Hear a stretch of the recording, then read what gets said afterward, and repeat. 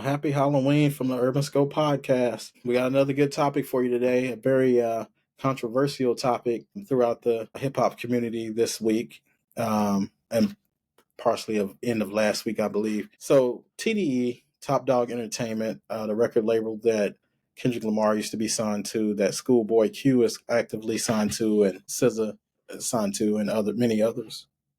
He kind of addressed the situation where Kendrick went on Hip Hop Bazaar and he did interview with the media. He was interviewed by SZA, but he did it for what was considered a predominantly white media source. And most people had backlash about it. It's like, well, why don't you do the black hip hop forums and platforms and things of that nature and do black media?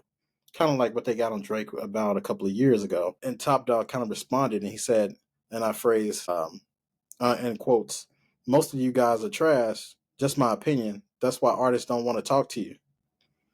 So it kind of sparked the conversation of the cliche or status quo thought of, are we as black artists given black platforms and black media a fair shake? Are they, like I said, are they open minded to people that look like them and being able to give them a chance, give them an opportunity? Because most of these platforms, like I said, if you feel like they're trash, won't you talk to them and be able to give them your perspective on things and being able to help them just by meeting with your artist and meeting with you and talking about, just this music thing and being able to grow as a people. Because sometimes if you don't give people a chance, you never see their true potential. Everyone doesn't have a platform like a Joe Budden where they were a rapper and had all these connections and were able to, he built what he had from the start, from the ground up. But at the same time, he was able to bring on guests and all of these big musical talents from the connections that he had. Not somebody like, like me, for example, that doesn't have any connections to hip hop world and to all these interviews and these platforms to be able to grow. And you have to build it from the ground up and be able to work it, essentially from the mud, as they say. So I thought just Top Dog's comments were kind of disappointing, I want to say. Because like I said, I love his artists and his artists are very unique and they're not the typical hip hop artists. They give you a different perspective and different angles of just hip hop. True MCs, I would like to say. Even though Kendrick Lamar has his own imprint now and he's have his own label, he still has Top Dog still has a lot of influence on what he's able to do and the decisions that he makes, and he still is associated with Top Dog, and there's no hard feelings for him going his own way. So I kind of think,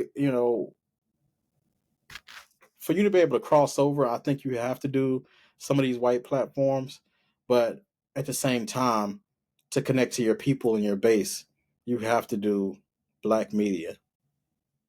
Now, there is a list of black media platforms that I think every artist, hip hop artist, when you're putting out an album, you have to go speak to them. They have a huge audience and you're able to show people who you are, because to be an artist, it's just not about the art. And I know a lot of people, there are some artists like a Kendrick who just want to put out the music and just disappear, but artists want to be able to interact with you and know who you are. We live in an era of social media, and these artists, people want to see who you are. And sometimes it's to your detriment, because if you support the wrong person or the wrong thing, you can, people can cancel you, you can kind of seclude yourself from a certain demographic. But for the most part, it only brings you closer to the artist. I mean, to your fan base. So if you go on a platform like, the Breakfast Club, you do a Kai Sanat, you do a Joe Budden podcast, you do a Club Shay Shay, a safe, the Safe Place pod with Lil Yachty or Funny Marco or DJ Academics. These platforms are what hip hop relies on, for the hip hop fans rely on for their news, for their source of information.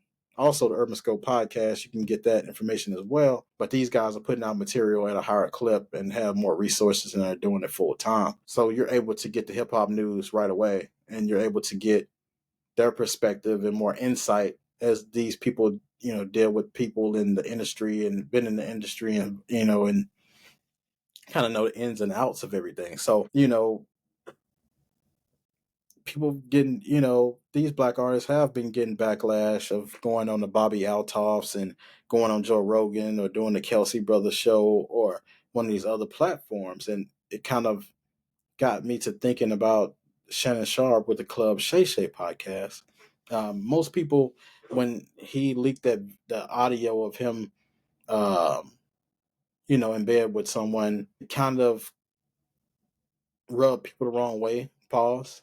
Um, it kind of made people thinking like he was an attention monger and things like that. And he kind of he kind of responded by saying, if you're not the Kelsey brothers or Joe Rogan or the other lady, famous white lady podcaster, then you can't criticize me. Which it got people to thinking like, wow, you're saying like, unless you're white media, we can't criticize you. Which is, it's kind of, like I said, it's very small minded and it's very not pro-black, I want to say, because like I said, as a people, we have to be able to grow and to be seen more seriously in this world. We have to stick together. We have to uplift one another. It's just not about putting someone down, because I feel like sometimes as a people, what we do is we get to the top and then we pull the ladder up and we don't let any of our fellow brothers come in. If one of us get up, we need to show others how to do the same and be supportive of one another. A lot of times these podcasters get behind the mic and say, well, these people only got 30, 40 support, 30, 40 followers, but they don't realize like these people are coming from the streets. It's not like we're coming from the industry or we're not coming from uh, these big platforms or we had a record deal before. We're just coming from the ground up. So don't, disrespect people by shitting on someone who was trying to get up to where you're trying to get to. I think sometimes it's trying to discourage others because, like I said, as a people, a lot of time what we do is, we don't want to see somebody else succeed. We want to be we think it's only enough room for a certain amount of people. That's why, the comedy thing, beef was big this year because a lot of comedians were kind of putting each other down at the expense of one another, trying to push one down to get up. It's enough room for everybody out here. There's enough room for content. I watch probably 20 different platforms, whether it be sports, music, entertainment. And there's always a time I was like, wow, it's nothing to watch. Math Hoffa, he's another one of those black platforms that I like for hip hop. Math Hoffa has dropped something, and then Vlad has dropped something, or Breakfast Club has dropped something. I watch that every morning. Joe Budden drops stuff twice a week, and then plus the Patreons. So there's enough content out here if people really want it. While you're working or working out, there's always something you can be listening to or something you can be watching. So there's enough room out here for everybody. So it doesn't have to be free for all where everybody's at everyone's neck. There's room out here for everybody. So that's just my thoughts on it, man. Just let me know what your thoughts are about hip hop platforms and Top Dawg saying that hip hop platforms are trash. Most of them are trash. And then thanks for tuning in, and make sure you subscribe and like my videos. Thank you.